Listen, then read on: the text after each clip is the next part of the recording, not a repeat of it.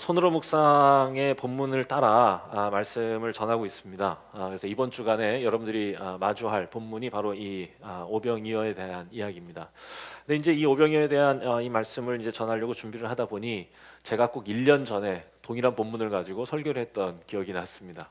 그래서 이를 어쩌나 그래도 주신 말씀이니 전해야겠다 해서 오늘 또 이 말씀을 여러분들에게 함께 전하고 함께 나누려고 그럽니다. 자, 그래서 말씀 제목을 조금 독특하게 잡아봤습니다.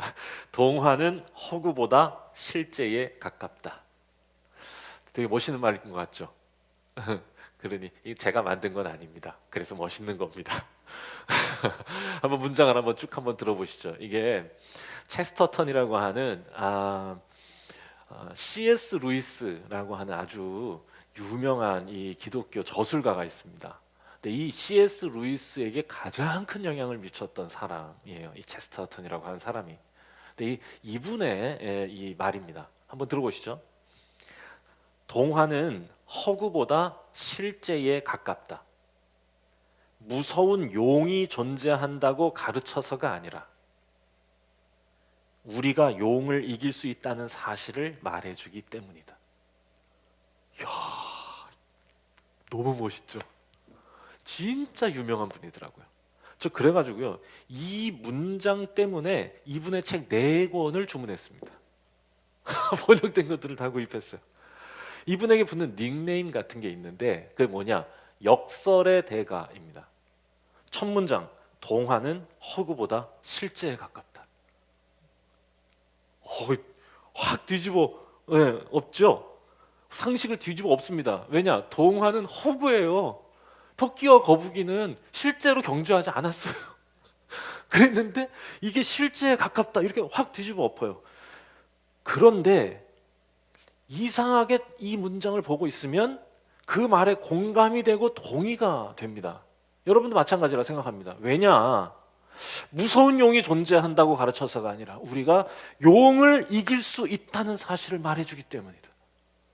거북이도 토끼를 이길 수 있다는 사실을 알려주기 때문이다. 그러니 이게 더 실제죠. 동화가 전하려고 하는 그 메시지야말로 우리가 살아가는 실제의 삶에서 작동하는 원리가 그거죠. 이게 진짜로 작동하는 거죠. 가짜 뉴스보다 진실하고 논문보다 정확합니다. 그러니 저는 이게 이야기의 힘이다 생각해요. 논문이 말하는 건 실은 여러분 우리 몰라도 살아가는데 하나 지장 없습니다. 그런데 동화가 알려주는 건요, 모르면 살아가는데 문제가 생깁니다. 저는 그런 의미에서 오늘 우리가 읽은 이 오병이어의 이야기도 성경에 나오는 가장 동화 같은 이야기라 생각합니다. 정말 동화 같은 이야기죠. 물고기 2마리하고 보리떡 5개를 가지고 5,000명이 먹고 12광주리가 남았다. 정말 동화 같은 이야기입니다. 여러분, 이런 사건은 전에도 없었고 후에도 없었습니다. 오직 성경 안에만 존재하는 이야기일 뿐입니다. 그런데 이 이야기가, 이 동화 같은 이야기가 우리를 위해 이 땅에 오신 인간의 몸을 입고 거룩한 하나님의 신성이 임마누엘 하신 예수 그리스도의 그 삶을, 그 죽음을, 그 부활을, 그 구원을 설명하기 위해 가장 중요한 이야기라고 생각해서 내 복음서가 공이 다 같이 기록하고 있습니다. 하나입니다. 이 이야기 하나. 4개가 동일하게 같이 이야기하고 있는 것. 그만큼 중요하다 그거죠. 여러분, 이 이야기를 읽으면서 우리가 사실 여부를 따지는 건 어리석습니다. 어떻게 물고기 2마리와 떡 5개는 세포 분열을 일으키고 무한 증식하여서 무한 배식이 가능한가? 이거를 따지기 시작하면 따지지 마세요. 불가능해요. 그건 하나님이 지으신 창조 세계의 원리가 아니에요. 그러니까 따질 필요 없어. 이건 그렇게 읽는 게 아닙니다. 제가 또 이렇게 말씀드리는 건 이런 일이 일어나지 않았어, 이거 허구야, 이렇게 말씀드리려는 것도 아니에요. 세상을 창조하시니까, 무에서 유를 만드시니까 이 일을 못하겠습니까? 그런데 성경이 이 이야기를 전하는 바에 우린 집중해야 되고 이 이야기를 보여주시고 우리에게 들려주시는 하나님의 마음을 알아야죠. 여러분, 성경은요 뉴스를 담은 신문이 아닙니다. 논문을 담은 학술지도 아닙니다. 우리를 지으신 이가 우리를 위해 꼭 필요한 진리를 계시하신 하나님이 쓰신 거룩한 문학 작품입니다. 이 말에 여러분들이 충격받지 않으시리라 저는 생각합니다. 몇 번 제가 표현했으니까요. 문학으로 보는 것이 맞습니다. 하나님의 계시는 논문이 아니라 문학 작품이어야 한다고 저는 또한 생각합니다. 왜냐? 논문이라고 하는 건 정확한 답을 제시하는 것 같아서 좋은 것 같지만 실은 논문을 쓰는 목적이 있어요. 그건 논쟁을 종식시키기 위해서 쓰는 겁니다. 내가 맞다고. 그런데 문학이라고 하는 건 여러분 뭐죠? 논쟁을 종식시킵니까? 아니요. 논쟁을 야기합니다. 이야기를 시작하게 하는 거예요. 그러니까 성경을 대하는 태도는 후자가 맞습니다. 이야기를 멈추기 위해서 성경을 읽는 게 아니라 이야기를 우리는 시작하기 위해서 성경을 읽는 거예요. 이 오병이어의 이야기를 읽고 듣고 묵상해서 각자에게 적용하신, 각자에게 여전히 오늘도 말씀하고 계시하고 계시는 하나님의 뜻을 들어 그거를 나누기 시작하는 거잖아요. 우리가 속회 왜 합니까? 나누려고 하는 거야. 그러니 성경은 문학이어야 합니다. 거룩한 문학, 하나님이 쓰신 인간의 심상과 인간의 상상력과 꿈을 키워주시는, 그래서 마침내 인간의 그 옹졸한 삶을 깨어넘어서 깨치고 나가서 저 초월적인 하나님의 세계에 입닿게 하시는 거룩한 통로죠. 그래서 오늘 말씀을 이 체스터턴의 유명한 문장을 빌어서 오마주해서 이렇게 제가 소개하고 싶습니다. 이 이야기는 허구가 아니라 실제에 가깝다. 물고기 2마리와 보리떡 5개를 어떻게 무한 배식할 수 있는지를 가르쳐서가 아니라 세상은 그렇게 바뀔 수 있다는 걸 알려주기 때문이다. 괜찮죠?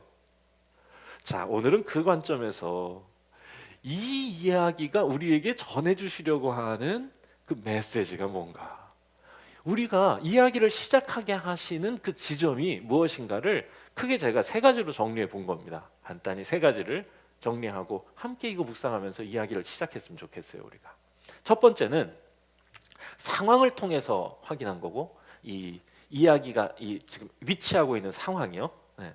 그리고 두 번째는 이 이야기의 결과, 토끼가 거북이를 이겼다라는 결과, 오늘 이야기의 결과에서 찾은 메시지. 항상 동화는 그 결론에서, 결과에서 메시지가 나오니까. 그리고 마지막 3번째는 우리를 향한 요구를 통해 메시지를 찾는 거죠. 자, 첫 번째 보겠습니다. 상황. 자, 예수님이 외딴 곳으로 가셨습니다. 외딴 곳으로. 그러니까 외딴 곳에 가셨다. 이제 이곳으로부터 말씀이 시작되는데 혼자 있고 싶으셨던 겁니다. 네, 물을 마셔야 될 타이밍이라 생각합니다. 혼자 있고 싶으셨던 거예요. 왜 우리도 살다 보면 혼자만의 시간을 보내면서 불멍하고 물멍하고 이러고 싶지 않습니까? 네. 불멍만 있는 줄 알았더니 물멍도 있대요. 그래서 졸졸졸졸 흐르는 시냇물을 멍하니 이렇게 보고 있는 그런 시간이 필요해요. 왜냐하면 너무 우리 마음은 복잡하고 소란스럽잖아. 근데 멍하니 불이 타고 있는 걸 보면, 야, 그 불이 너무 변화무쌍해가지고 내 마음의 소란함이 싹 사라져. 멍하니. 바로 그날이었어요. 예수님께 그날이 그런 날이었습니다. 왜냐? 13절에 보니까 예수께서 들으셨죠. 뭘 들으셨죠? 혹시 말씀을 기억하시는 분들은 아실 겁니다. 오늘 이 이야기의 앞선 이야기, 세례 요한의 죽음을 들으셨습니다. 야, 세례 요한의 사형 소식을 들었어요. 사촌형입니다. 그리고 무엇보다 하나님 나라의 꿈을 함께 공유했던 동역자. 그런데 그 이야기가 뭐냐? 추잡한 욕망이 이 거룩한 인생을 유린했다는 거예요. 그러니까 예수님은 그날 그걸 들으시고는 혼자 아마 물멍하러 가셨을 거예요. 나 물멍 시간이다. 그리고 가신 거죠. 누가 이 거룩한 인간을 유린했는가? 헤롯이 그런 겁니다. 근데 헤롯이 왜 그랬냐? 세례 요한이 죽어야 할 이유가 없어요. 없고 오히려 칭찬받아야 되는데 헤롯이 자신의 수치를 덮으려고 죽은 겁니다. 이게 무슨 일이 있었냐? 헤롯이 헤로디아라고 하는 여자와 결혼합니다. 근데 이 헤로디아라고 하는 이 여자가 이게 족보가 말입니다. 이 헤롯 집안이 너무 복잡해요. 그러니까 이걸 다 설명하려면 너무 힘든데 그냥 막장 드라마도 이런 막장 드라마가 없습니다. 이 헤로디아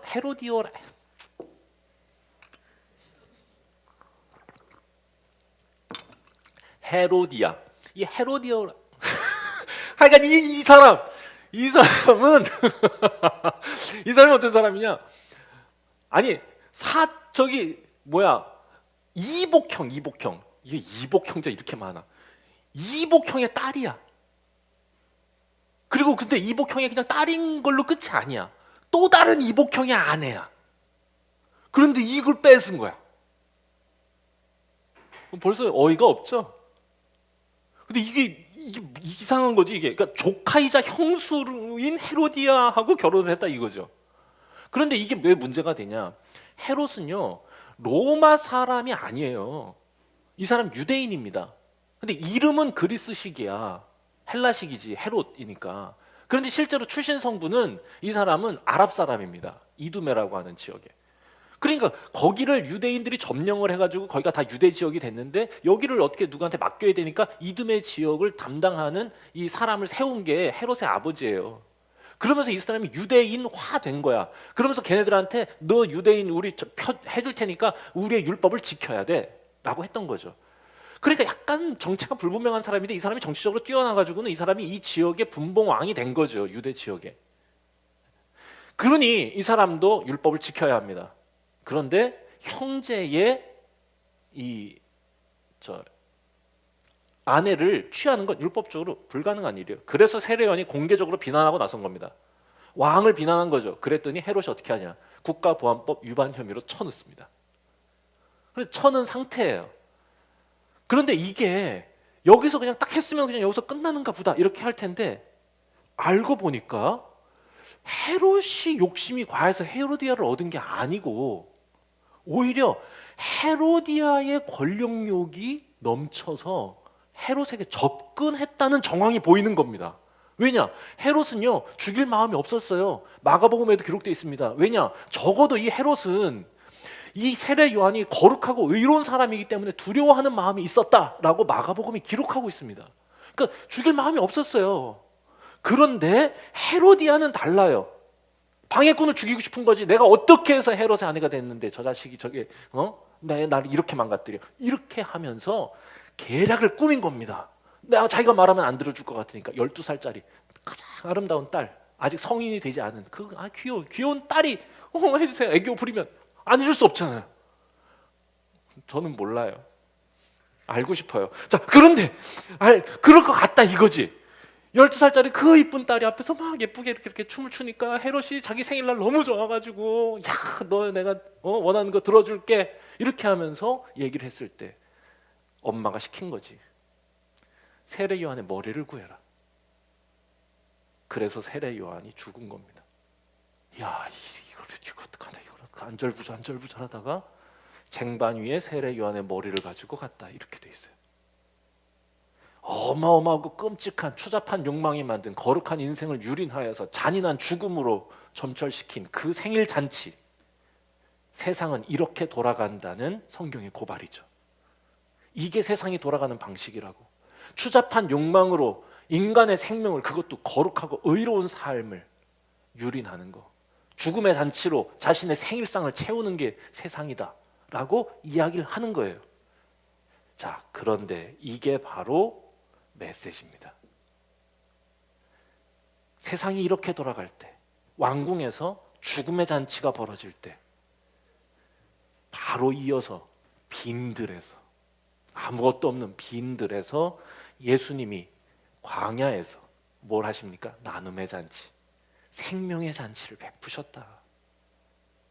저기서 추잡한 인간의 욕망이 거룩한 인간의 생명을 유린할 때, 여기서 예수님은 그 대척점에 있는 생명의 잔치를 베풀고 계신다. 이것이 주님이 원하시는 것이고 주님이 행하시는 일이다.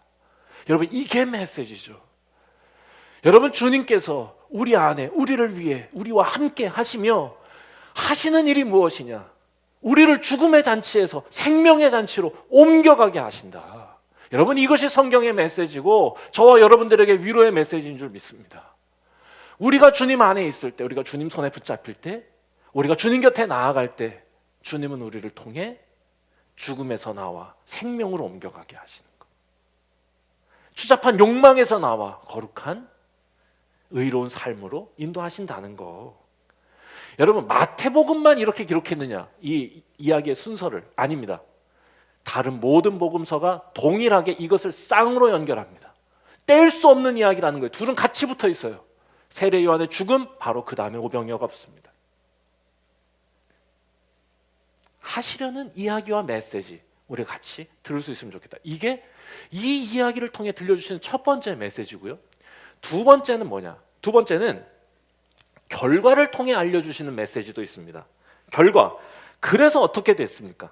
자, 그래서 생명의 잔치를 베푸셔서 사람들이 엄청 몰려와서 막 비상연락망 통해가지고 산을 엄청 왔어.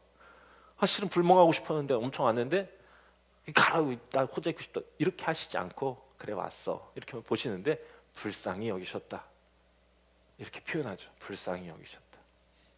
불쌍히 여기시다가 그래, 이거 어떡할까 이러고 있었는데 먹을 것을 구할 수도 없었고 사람들은 배가 고팠고 저녁이 돼버렸죠. 그래서 제자들이 와서 묻습니다. 이거 어떻게 해야 될까요? 자, 이렇게 했을 때 어떻게 되었습니까? 많은 사람들이 다 먹고도 엄청 남았다. 상상치도 못한 풍성한 잔치가 되었다. 이것이 이야기의 결과입니다. 오병이어를 가지고 주님이 하신 일이 뭐냐? 먹을 것을 나눠주셨는데 그냥 나눠주시지 않고, 재미난 표현 하나가 있어요. 이야기의 이제 이 마지막 이 결론 같은 건데요. 예수님이 불쌍히 여기신 그들을 이렇게 보시다가, 아유, 그래, 공허하고 텅 빈 이들을 보신 거죠. 배고프고 목마른 이들을 보신 거죠. 그들을 불쌍히 여기시다가 제자들이 가지고 온 오병이어를 가지고 나눠주시는데 기가 막힌 표현 하나가 나옵니다. 그냥 나눠주시지 않고, 말씀해 보니까 19절, 잔디에 앉히시고 이렇게 돼 있어요. 잔디에 앉히셨다. 그런데 여기 우리나라 말로는 그냥 앉히셨다 이렇게 번역이 되어 있는데, 이 단어에 여러분들이 가진 성경에도 아마 이렇게 이 각주처럼 달려 있을 수도 있습니다. 왜냐? 앉히시고라고 번역하면 안 된다고 거기다 각주를 이렇게 해놓은 거예요. 본래 단어는 뭐냐? 기대어 앉게 하다 이겁니다. 자, 기대어 앉는다는 게 무슨 뜻이냐? 고대 사회에서 기대어 앉아서 식사를 할 수 있는 건 부유한 자유인에게만 허락된 일입니다. 노예들은 서서 먹거나 뒤에 숨어서 먹지 기대어 앉아 먹지 않습니다. 다시 말하면 기대어 앉아 먹는다고 하는 건 자유인의 상징인 거예요. 그래서 유대인들은 오늘날에도 이 유월절 절기를 지킬 때, 식사를 할 때, 유월절 어떤 절기입니까? 노예로부터 자유인으로 해방시켜 주신 날이죠. 그래서 그날은 식탁에 앉았을 때 이 의자에 기대에 앉아서 먹게 돼 있습니다. 뭘 기념하는 거예요? 자유인이 된 것을 기념하는 거지. 그러니까 예수님께서 하시는 일은 뭐냐? 그 사람들을 불쌍히 여기시면서 얽매인 자들, 병마에, 가난에, 정치에, 폭압에 억눌린 자들에게 자유를 주시는 분이다. 이게 결과죠. 이렇게 기대어 앉아서. 그리고는 그들에게 나눠주셨는데 그냥 나눠주신 게 아니고 어마어마하게 나눠주셨다는 거야. 이게 결론입니다. 무려 12강주리가 남았다. 뭐 이게 12지파의 완전한 회복을 의미한다 이렇게 얘기하는 성경학자도 있는데, 완전하게 회복시켜 주실 뿐 아니라 넘치고 풍성한 삶으로 우리를 채워주신다는 거예요. 여러분, 이것이 하나님이 일하시는 방식임을 여러분 믿으십시오. 하나님은 항상 인간의 결핍을 대하실 때 항상 풍성함으로 응답하시는 분입니다. 모자라게 주시는 분이 아니라 넘치게 주시는 분이에요. 여러분, 광야에 있을 때, 자 오늘 이야기 보시면 빈들에, 그렇죠? 빈들에서 또 어떻게 됩니까? 음식을 먹고 자유하게 되고, 여러분 이 개념들이 무엇을 상상하게 하죠? 출애굽 사건을 상상하게 하죠. 여러분, 출애굽하고 광야에 있었을 때 하나님께서 이스라엘 사람들이 고기 좀 달라고 불평을 했던 적이 있습니다. 자, 그때 하나님께서 어떻게 하세요? 그래, 메추라기 좀 줄게 이래가지고는 치킨 몇 마리 갖다 주시지 않으셨어요. 네. 그냥 뭐 프라이드하고 뭐 이렇게 섞어 가셔가지고 뭐 좀 나눠 먹어봐 이렇게 하신 게 아니라 허리까지 쌓이게 주십니다. 그래서 이걸 인간의 결핍에, 그 결핍에 하나님은 항상 풍요로움, 이걸 영어로 뭐 어번던스다 뭐 이렇게 표현한대요. 풍요로움으로 항상 우리에게 주시는 분이다. 그리고 우리를 그 삶으로 인도하시는 분이다. 우리가 그분이 주신다고 하는 것을 믿지 못하고 또 그분이 우리에게 하실 수 있는 분임에 대해서 신뢰하지 못하기 때문이지, 그분은 우리가 그분의 이름을 부르고 그분 앞에 나아가 우리의 필요를 고할 때 우리의 결핍을 항상 풍성함으로 채워주시는 분이다 라고 하는 것을 이 이야기를 통해 우리에게 전해주는 겁니다. 주님이 어떻게 일하시는지, 죽음에서 생명으로, 주님이 무엇을 원하시는지, 결핍에서 풍요함으로. 자, 그런데 여러분, 이 이야기를 통해서 정말로 우리에게 알려주시려고 하는 건 따로 있어요. 하나님은 그런 분이다. 죽음으로 가득한 세상을 생명으로 가득한 세상으로 바꾸시는 분이다. 하나님은 공허하고 텅 빈 삶을 풍성하고 넘치는 삶으로 바꾸시는 분이다. 이거 알아요. 그런데 정말로 이 이야기에서 우리에게 전하려고 하는 거, 하나님은 그 일을 우리도 할 수 있다고 알려주시는 거다. 여러분, 이게 메시지죠. 하나님은 그런 분인데 그 일을 우리가 시작할 수 있다고 알려주시려는 거다. 우리와 함께 시작하고 싶다고 초청하시는 분이다. 우리도 그 일을 이룰 수 있다고 격려해 주시는 것이다 라는 게 메시지입니다. 우리는 이 이야기에서 지금 제가 앞선 상황, 마지막 결과를 이야기했지만 그 사이에 무슨 일이 있었는지를 안 봤죠. 그 사이에 여러분 무슨 일이 있습니까? 늘 주님과 있는 시간은 손살같이 지나가기 때문에 저녁이 된 줄도 몰랐던 바로 그 시간, 제자들이 와서 말을 걸죠. 이거 어떻게 하면 좋을까요? 예수님께서 그때 하시는 말씀, 이게 메시지입니다. 너희가 먹을 것을 주라. 못 준다는 거 아세요? 5,000명이나 되는, 아니 여자하고 아이까지 하면 말도 안 되게 많은 이 사람들을 제자들은 절대로 먹일 수 없다는 걸 예수님이 아세요. 아시죠? 그분이 들판새로 뭘 구하겠습니까? 편의점 없습니다. 그러니까 이게 뭐 편의점 그 상품권으로 안 돼. 이게 도저히 안 돼. 배달시켜도 안 돼. 예. 너무 늦어. 예. 아세요. 그런데 주님이 원하시는 게 있는 거죠. 뭘 원하시는 거냐? 기적의 마중물이요. 주님이 이 땅에 오셔서 우리와 같은 몸으로 오셔서 우리에게 보여주신 이유는 주님이 심판도 하시고 주님이 다시 재창조하시려는 게 아니라 우리의 손을 잡으시려는 거 아닙니까? 오신 이유는 우리와 함께 하시려는 거예요. 우리와 함께. 우리도 그 일에 동참하자고.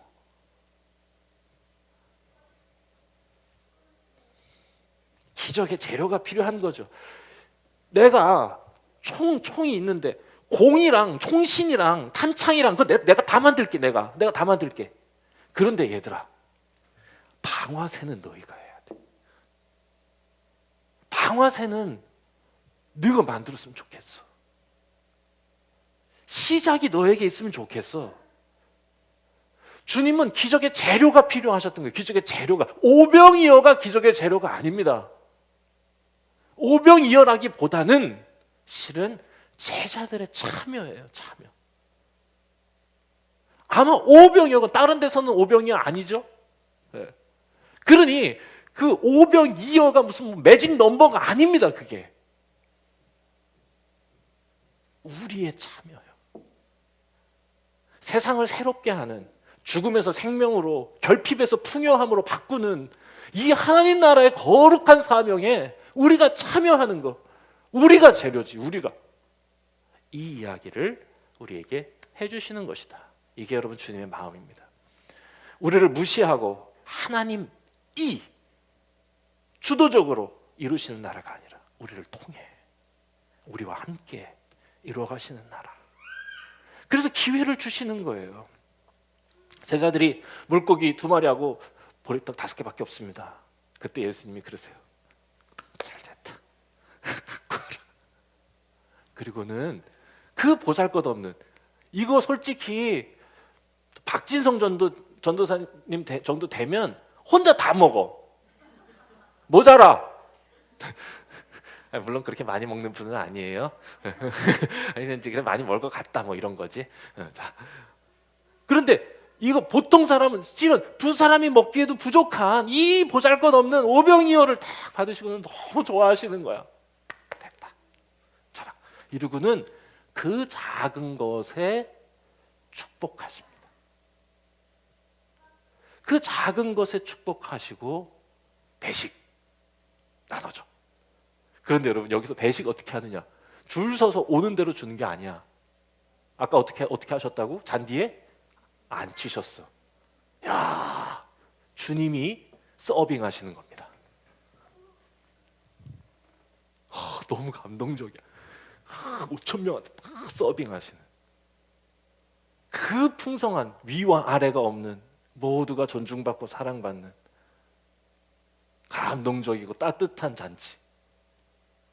야, 하나님 나라 잔치죠. 하나님 나라 잔치. 우리에게 있는 것이 작은 것일지라도 주님의 손에 맡기면 그것이 기적의 마중물이 된다는 거.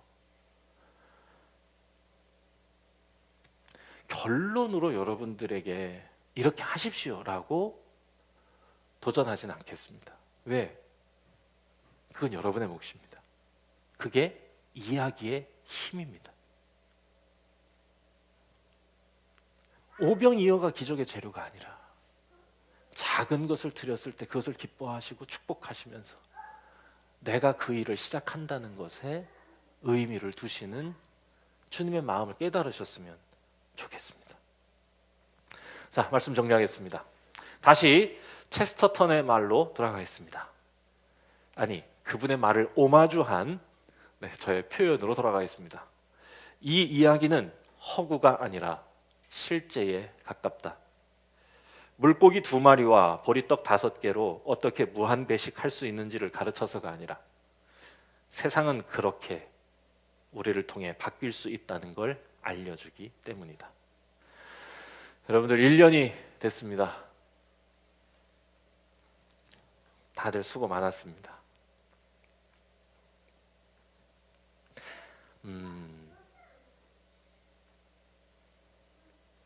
하나님 나라를 이루어가라는 하나님의 명령은 변함이 없습니다.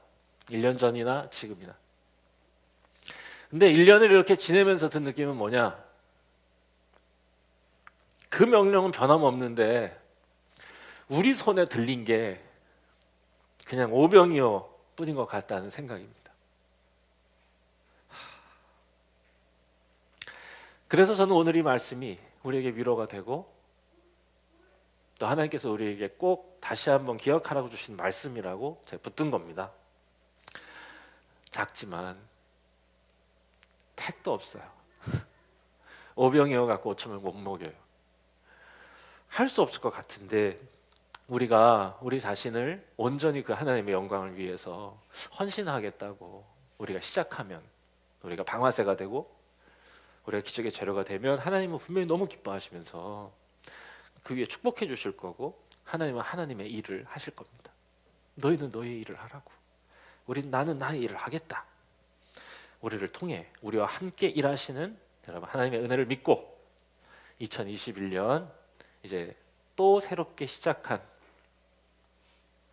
함께 마음을 다해 서로 안아주지 못하는 이 시대, 그럼에도 불구하고 오병이어 가지고 주의 일을 잘 성실히 감당하는 우리 배화 교회가 되었으면 좋겠습니다.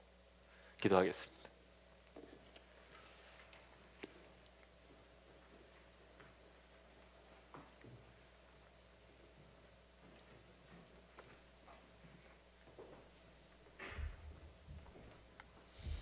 이보다 더 아름다운 이야기가 있을까 싶습니다.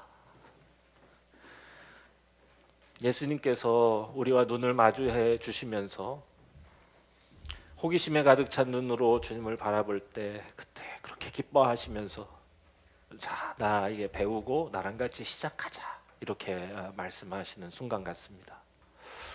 오병이어밖에 없는 척박한 상황 속에 있는 것 같지만 여전히 나의 삶은 하나님께서 원하시는 그 아름답고 거룩하고 위대한 삶을 살아가기엔 모자라고 부족한 것 같지만 하나님께 이 부족한 자신을 온전히 내어드리고 주님께 맡겨드리고 주님께서 사용하실 재료로, 주님의 사용하실 도구로 우리가 믿고 주님을 신뢰하며 나아갈 때 주님은 우리의 삶에 거룩하게 축복하여 주셔서 오병이어로 5천 명을 먹이신 것처럼 풍성한 하늘나라 잔치가 되게 하신다는 거, 여러분 제가 믿고 우리가 다 믿고 이 길 걸어갈 수 있도록 인도하여 주시옵소서. 우리 성도들의 삶 가운데에 이와 같은 어려움이 있다면 하나님 그들의 삶 가운데 어둠을 빛으로, 결핍을 풍성함으로 채워주시는 은혜 또한 얻게 하여 누리게 하여 주시옵소서. 예수님의 이름으로 기도드립니다. 아멘.